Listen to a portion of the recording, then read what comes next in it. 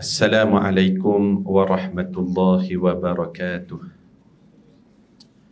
Bismillahirrahmanirrahim.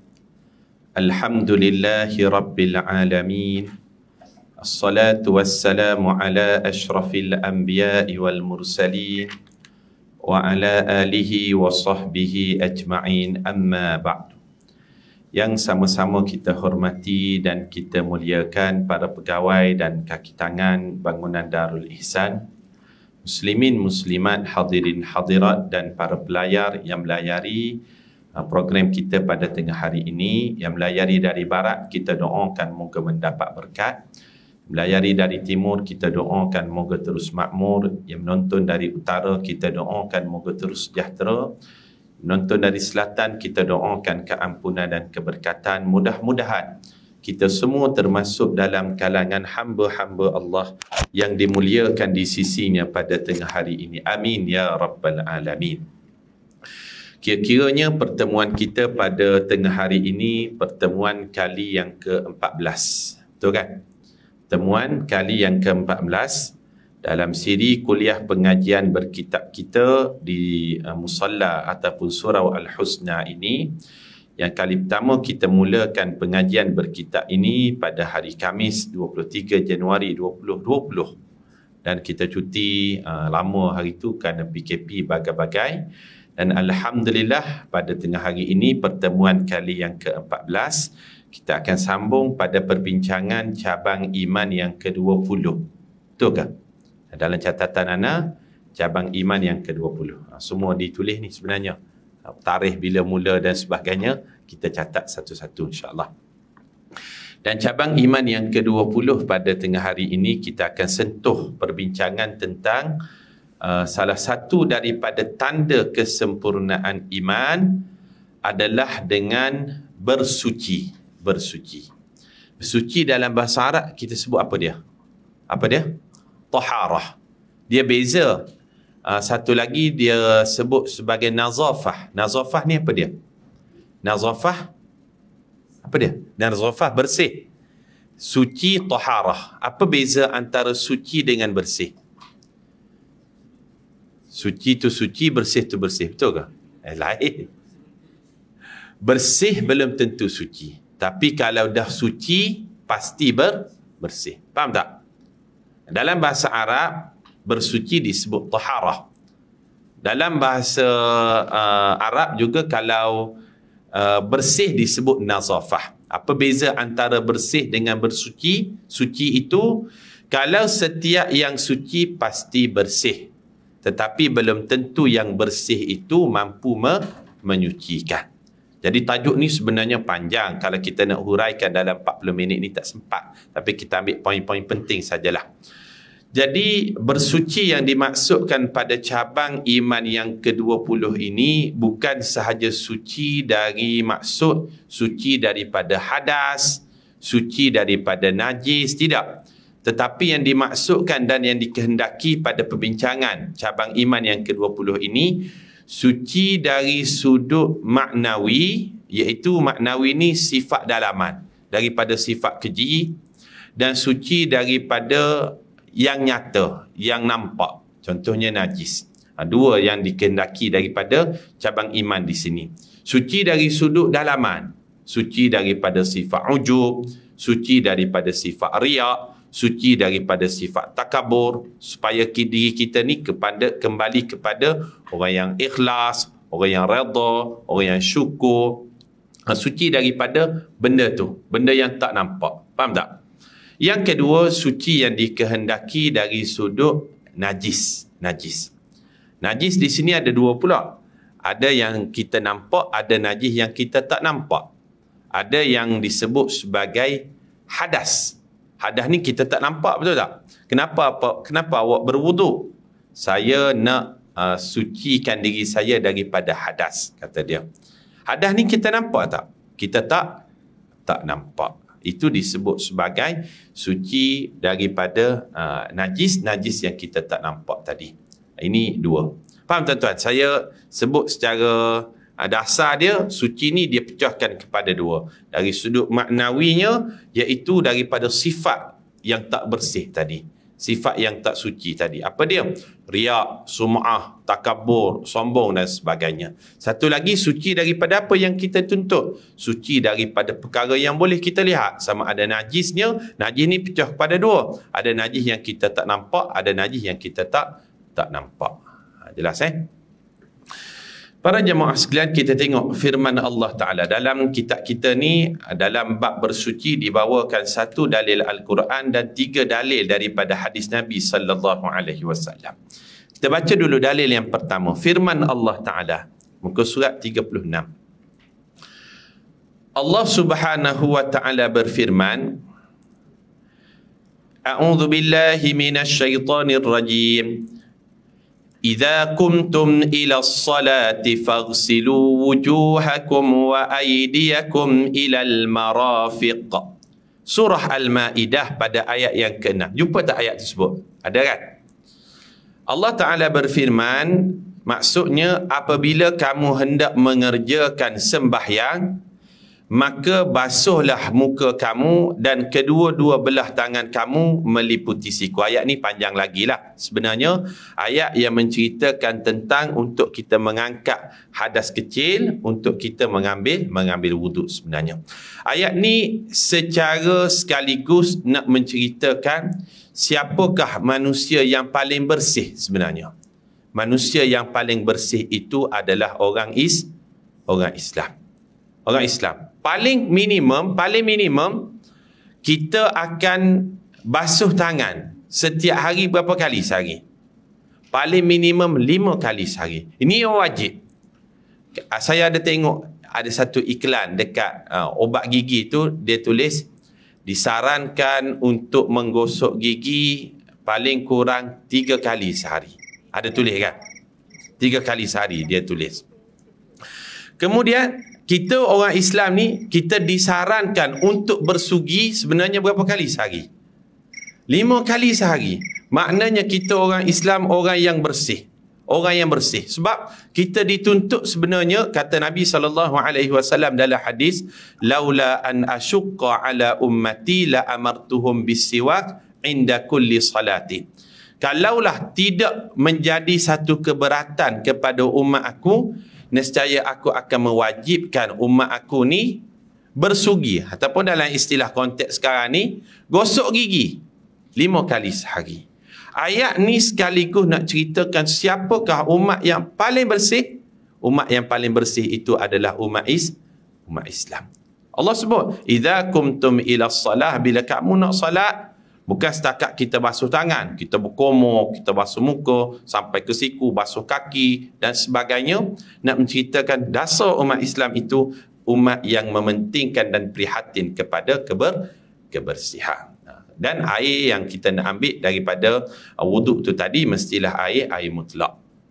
Kalau kita nak buat sikit catatan lah, bila kita belajar dalam bab bersuci ni, dalam Islam air dia ada 4 jenis. Ada 4 jenis air. Apa 4 jenis air tu? Yang pertama air apa?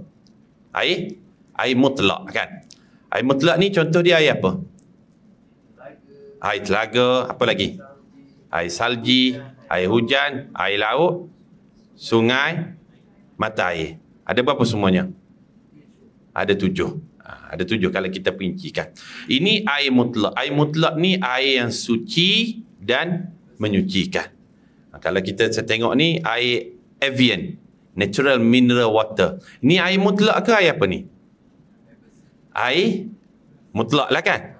Sebab daripada natural mineral water, air daripada sumber air bawah tanah.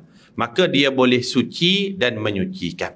Tidak semua air yang suci boleh menyucikan. Contoh air apa yang suci tapi tidak menyucikan? Air kopi, air tebu, air soya, itu bersih, suci. Tetapi adakah dia menyucikan? Tidak. Air mutlak ada 7 tadi. Contoh kan kita jumpa air, contoh dia tulislah Sea Master, air minuman. Itu boleh tak kita buat sebagai air berwuduk kita? Air minuman. Boleh tak? Boleh. Bukan mineral water. Dia lain kan. Dia ada, kalau air minuman ni, dia botol dia tudung warna putih. Itu boleh tak untuk kita buat bersuci? Boleh. Itu air minuman tu. Bolehkah? Boleh boleh insya-Allah. Dia air tu, air sebenarnya air yang telah digunakan, sebenarnya air mustakmal, air yang tapi diproses kembali, suci untuk kita minum, tetapi untuk menyucikan tu tak boleh. Faham tak? Sebab benda tu dah digunakan dah, tapi dia melalui beberapa proses yang lain, reverse osmosis bagai-bagai. Tapi untuk minum tu boleh, tetapi dalam bab menyucikan itu tidak boleh. Beza dengan air ni air sumber bawah tanah. Dia tulis air mineral water. Faham tuan-tuan?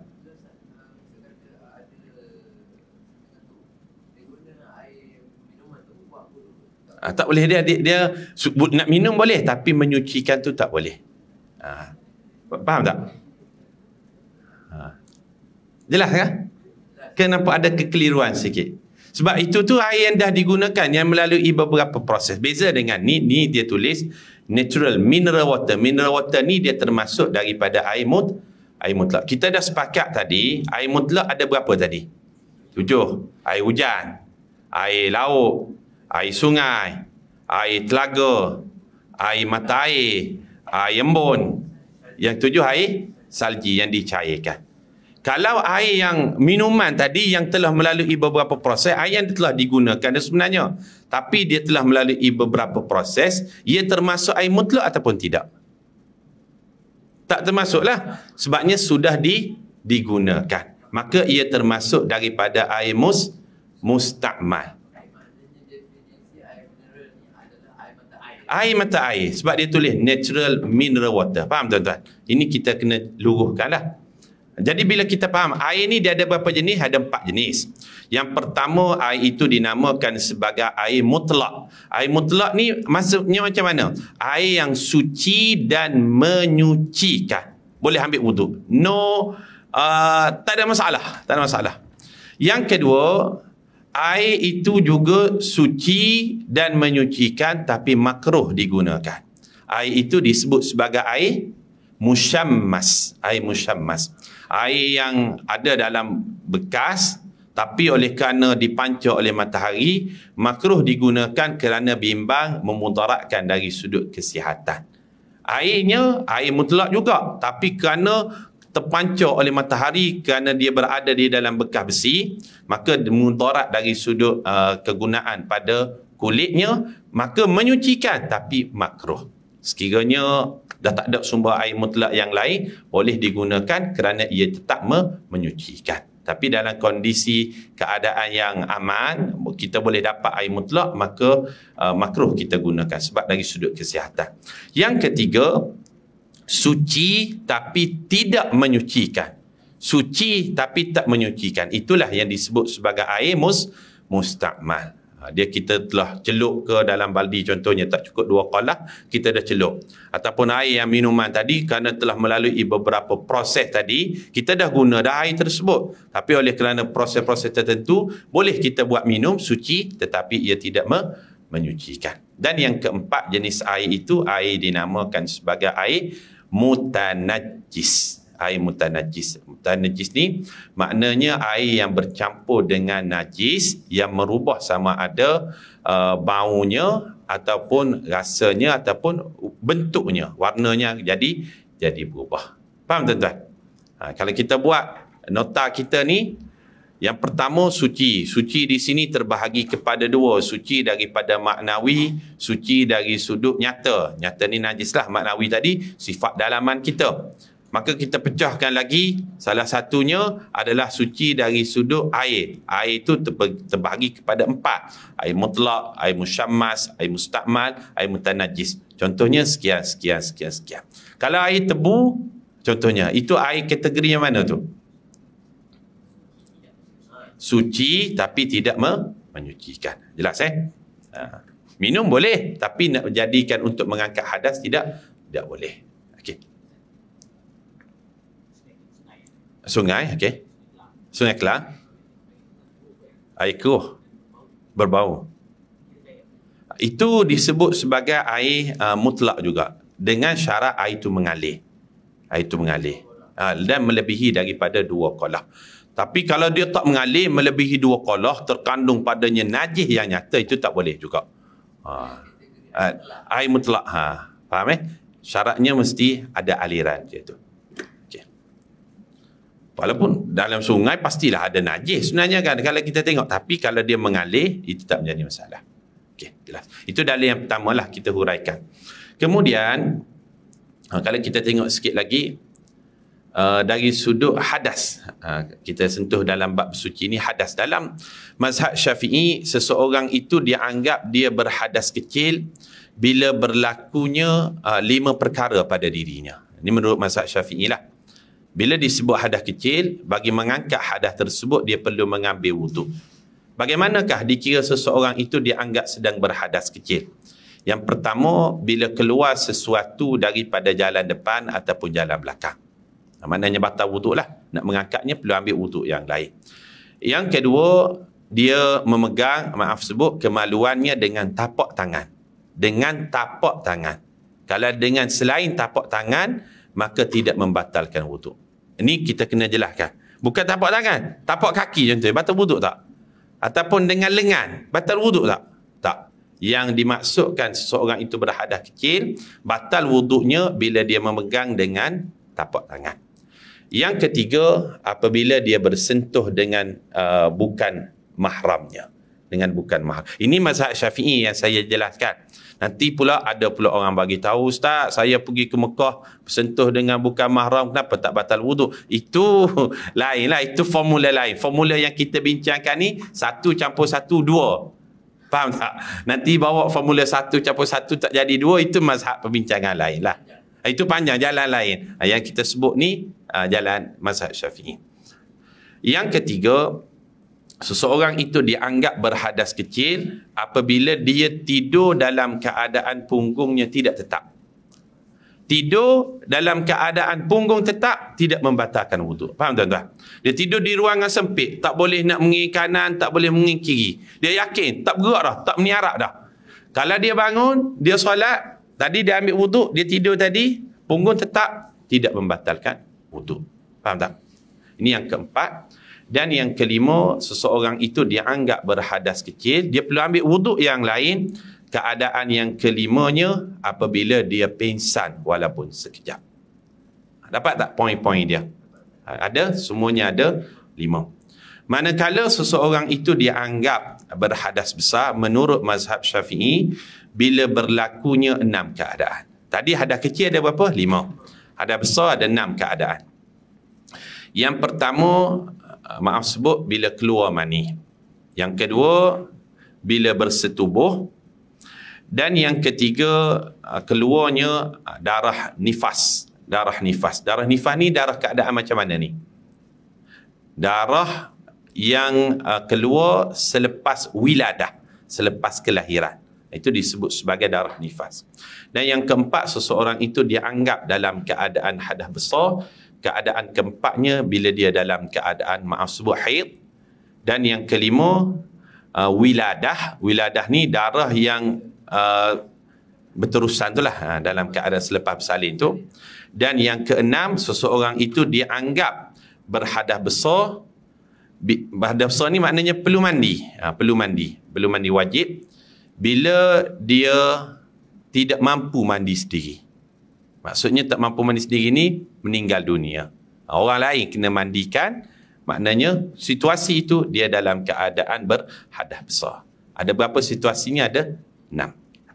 Hadas kecil ada 5, hadas besar ada 6. Ini saya sebut sebagai poin-poin sajalah sebab waktu kita terbatas. Sebab tajuk taharah ni panjang kalau kita nak huraikan satu-satu, tapi secara ringkas sajalah saya sebut. Jelas tak tuan-tuan? Dalil yang pertama tu boleh? Boleh?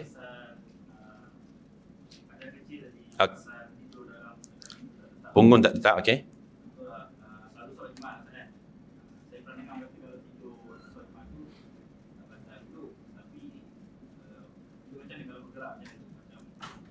Dia contohnya tidur tu dalam keadaan mengiring ke dan sebagainya. Kalau dia yakin dia tidur, dia perlu memperbaharui wuduknya. Tapi kalau dalam keadaan dia duduk tu tetap, punggung dia dalam keadaan tetap, dia yakin dalam keadaan tetap, dia tak perlu berwuduk. Faham tak? Situasi seorang ni tak sama. Itu tak tetap tu, tak tetap. Kalau duduk macam ni tetap. Duduk macam ni tetap. Tapi kalau dia angkat kaki macam mana posisi yang kaki macam tahiyat tu, itu tak tetap. Kalau dia tidur, dia perlu perbaharui wuduk dia. Kalaupun dia tak kita sebut tidak keluar angin sekalipun, tapi dia yakin dia tidur, dalam keadaan dia duduk dalam posisi tahiyat tadi, dia perlu perbaharui wuduk dia. Dua-dua tu tertutup. Faham tak? Ini kena hati-hati. Bila kita datang dengan kuliah hari ni, maka kita dapat ilmu lah. Faham eh? Bersandar tu posisi macam mana?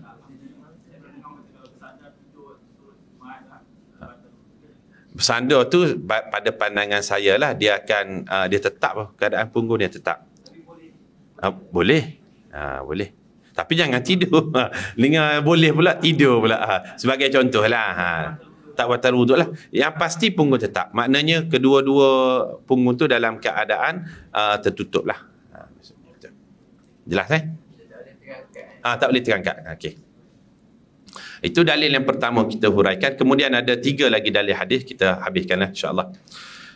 Hadis yang pertama, muka surat 36, hadis daripada Abu Malik Al-Ash'ari, semoga Allah meredainya, dalam Sahih Muslim. Masih lagi dalam bab bersuci, Rasulullah sallallahu alaihi wasallam bersabda, "At-tuhuru syatrul iman, walhamdulillahi tamla'ul mizan. Subhanallahi wallahu akbar tamla'ani aw tamla'u ma bainas sama'i wal ard. Wassalatu nurun, wassadaqatu burhanun, wassabru diya'un, wal qur'anu hujjatun laka aw alayka. Kullun nasi yaghdu faba'i'un nafsah famu'tikuha aw mubikuha." Maksudnya, bersuci adalah separuh daripada iman. Kalau kita tengok dalam terjemahan tu, dia tulis apa dia? Separuh ke sebahagian?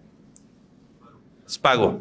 Kita tukar separuh tu, kita slash, kita letak sebahagian. Faham tak? Kalau kita letak bersuci itu separuh daripada iman, maknanya separuh lagi tu yang lain lah, cabang iman yang lain. Maka besar, maknanya besar sangat. Maka terjemahan yang lebih tepat, sebahagian. Maknanya kalau 10 cabang iman yang ada, 1 tu sebahagian dari 10. 2 tu sebahagian dari 10. 3 tu sebahagian daripada 10. Kalau 1 separuh daripada 10 tak tepat. 5 separuh daripada 10, faham tak? Jadi kita tukar terjemahannya, bersuci itu bahagian daripada iman, bukan separuh daripada iman. Itu kena teliti sikit lah terjemahannya. Maknanya cabang iman yang lain ada lagi. Solat sebahagian daripada iman. Apa lagi? Malu sebahagian daripada iman. Maknanya kalau kita dah letak malu separuh daripada iman, bersuci separuh daripada iman, tak adalah bahagian-bahagian yang lain. Maka kalau kita terjemahkan sebahagian, maka ia terjemahan yang lebih teliti. Jelas InsyaAllah. Bersuci adalah sebahagian. Maknanya salah satu daripada bahagian-bahagian iman yang banyak ni, sebahagiannya ada pada bersuci tadi. Apa lagi bahagian daripada iman? Ucapan tahmid. Itu juga bahagian daripada iman. Kita sebut Alhamdulillah, Alhamdulillah. Itu juga bahagian daripada iman. Apa kelebihannya? Kelebihannya Rasulullah SAW sebut, dia akan memenuhi timbangan mizan. Ucapan tasbih. Ucapan tasbih ni apa dia? Subhanallah, Subhanallah. Itu juga bahagian daripada iman. Kelebihannya apa dia? Kelebihannya dia akan memenuhi ruang di antara langit dan bumi, ganjaran pahalanya. Maknanya besarnya ganjaran pahala kita menyebut Subhanallah. Kemudian, salat itu cahaya, sedekah itu bukti, sabar itu sinaran, dan Al-Quran adalah hujah bagimu dan ke atasmu.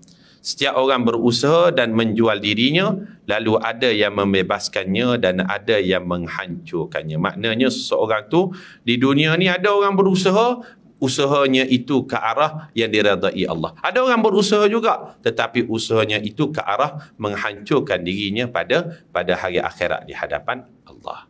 Jadi kita pilihlah yang mana? Kita pilih usaha yang ke arah redha Allah Subhanahu wa taala. Itu dalil yang pertama. Ada dua lagi kita habiskan. Muka surat 37.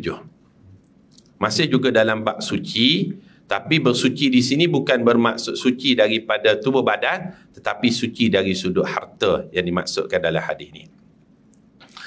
Hadis yang kedua, Rasulullah sallallahu alaihi wasallam bersabda, hadis daripada Ibnu Umar radhiyallahu anhuma, Rasulullah sallallahu alaihi wasallam bersabda, la yaqbalullahu salatan bighairi tuhurin wala sadaqatan min ghululin. Allah tidak menerima salat tanpa bersuci. Tanpa bersuci di sini kita note ada 3 poin. Suci dari sudut tubuh badan, iaitu daripada hadas. Yang kedua, suci dari sudut pakaian. Dan suci yang ketiganya dari sudut tempat. Maknanya Allah tidak terima salat seseorang kalau dari sudut tubuh badannya dia berhadas, ataupun dari sudut pakaiannya bernajis, ataupun dari sudut tempatnya itu tidak suci, ada najis. Faham tuan-tuan? Maka Allah Ta'ala tidak terima salat tanpa bersuci. Suci dari sudut apa? 3 tadi. Dan wala sadaqatan min ghululin, dan Allah Ta'ala tidak menerima sedekah daripada harta yang haram, harta yang tidak bersih, harta khianat, harta rasuah dan sebagainya. Sebab apa? Innallaha tayyibun, Allah Maha suci, la yaqbalullahu illa tayyiba, takkan diterima Allah melainkan dari sumber yang bersih-bersih, yang suci-suci saja. Dia menang judi contohnya, menang cabutan loteri contohnya, ambillah ustaz, untuk masjid ustaz 1 juta buat tempat wuduk contohnya.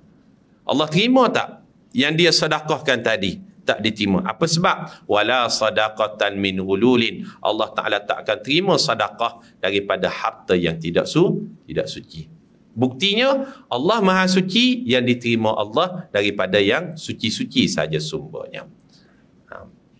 Dalam hadis lain disebut, kalaulah dia buat haji, hajinya itu daripada sumber yang tidak suci, sumber yang tidak bersih, hajinya juga tidak diterima oleh Allah. Dalam satu hadis Rasulullah sebut, menangis dia di hadapan Kaabah, labbaik Allahumma labbaik, dia kata, wahai Allah, aku dah datang ke Mekah ini buat haji ni, sahut seruanmu. Apa jawab malaikat? La labbaik wala sa'daik. Kamu tak dijemput pun oleh Allah sebenarnya. Apa sebab? Kamu berangkat haji menggunakan harta yang haram. Ada orang pergi haji guna harta yang haram. Menangis dia di hadapan Kaabah sekalipun, balik daripada haji dia tak akan ada perubahan. Orang buat haji dengan harta yang haram. Heran saya ustaz dengan seorang pak haji ni. Kenapa? Sebelum pergi haji pakai seluar pendek, balik haji tak pakai seluar dia contohnya kan. Sebab apa? Sebab tak ada perubahan dirinya, berangkat pergi haji menunaikan harta yang haram. Tak ada perubahan. Ramai orang balik haji tak ada perubahan. Sebab apa? Salah satunya mungkinlah dari sudut hartanya itu bukan harta yang suci. Last sekali, dalil yang ketiga dalam bab bersuci ini, hadis Hasan. Dia sebut hadis Hasan. Hadis Hasan ni bukan nama orang, tapi hadis Hasan di sini merujuk kepada taraf hadis. Taraf hadis ni dia ada 3 lah. Yang pertama hadis sahih, ada pembahagian dia pula, tapi secara umumnya dia ada 3. Yang kedua hadis hasan, yang ketiganya hadis dhaif. Ada satu lagi maudhu', tapi dia tak layak disandarkan dengan nama hadis sebenarnya, tapi nak bagi mudah faham, orang sebut juga dengan hadis maudhu', hadis palsu. Dia tak layak pun untuk kita gandingkan dengan perkataan hadis tadi, tapi nak bagi mudah faham, maka disebut juga dengan hadis maudhu'. Apa beza antara hadis sahih dengan hadis hasan ni? Kalau hadis sahih, dia cukup 5 syarat. Sambung sanadnya, ittisala sanaduhu binaqlin adilin dhabitin bighairi syuzuzin wala illah. Kalau hadis sahih, tak ada syaz, tak ada cacat, bersambung sanad, apa lagi, binaqli rawi dipercayai. Kalau hadis hasan, daripada 5 syarat hadis sahih tadi, salah satunya gugur, maka dia turun pangkatnya menjadi hadis hasan. Faham tuan-tuan? Ini kita belajar sikitlah ilmu hadis. Maka hadis yang kita nak baca ni hadis hasan. Hadis hasan di sini bukan daripada Hasan atau nama orang, bukan, tapi merujuk kepada taraf hadis tersebut. Daripada sahabat bernama Abu Kabsyah As-Saluli daripada Sauban, semoga Allah meridainya. Rasulullah sallallahu alaihi wasallam sebut, istaqimu walan tuhsu. Apa maksudnya? Istaqimu, istiqamahlah, walan tuhsu, namun kamu tidak akan mampu sesempurna mungkin untuk istiqamah. Nak menunjukkan istiqamah ni payah. So sebut istiqamahlah walan tuhsu, walaupun benda ni payah. Itu maksud dia. Istiqamah ni memang payah. Yang mudahnya istirahat. Istirahat ni mudah, relax ajalah, main Facebook, main TikTok, itu mudah. Rasulullah sallallahu alaihi wasallam kan dalam satu hadis yang lain, Abu Bakar tanya dia, wahai Rasulullah, ma syayyabaka, apakah yang menyebabkan kamu ni cepat sangat beruban? Maka Rasulullah sallallahu alaihi wasallam sebut, syayyabatni Hud, yang menyebabkan aku jadi beruban ni puncanya kerana surah Hud. Rasul sebut surah Hud. Surah Hud ni merujuk pada ayat yang mana? Ayat 112. Apa ayatnya? Ayatnya perintah Allah Subhanahu wa taala suruh istiqamah. Fastaqim kama umirta. Istiqamahlah kamu wahai Muhammad sebagaimana apa yang diperintahkan. Beratnya istiqamah ni menyebabkan berubah fizikal Nabi, berubah dia. Berubah. Kita kan kalau banyak fikir benda-benda tu, berubah fizikal kita. Salah satu perubahan fizikal, nampak tua. Nampak tua Nabi kerana perintah Allah supaya istiqamah tadi. Maka Rasul sebut dalam hadis ni, istaqimu walan tuhsu. Istiqamahlah walaupun benda tu berat, kata Rasulullah. Wa'lamu anna khaira a'malikumus salah. Ketahuilah bahawa amalan kamu yang terbaik ialah salat.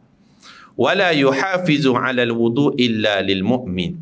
Tidak ada sesiapa pun yang dapat menjaga wuduknya melainkan orang mukmin. Dalam hadis ni Rasulullah sallallahu alaihi wasallam nak ceritakan orang mukmin itulah orang yang paling suci, paling bersih, kerana hanya dialah yang mampu menjaga wuduknya. Dan wuduk itu melambangkan kepada orang yang menjaga salat. Itu cabang iman yang ke-20, iaitu bersuci. InsyaAllah cabang iman yang ke-21 kita akan baca pada bulan depan. Salah satu daripada cabang iman adalah menjaga salat 5 waktu. Itu perbincangan akan datanglah.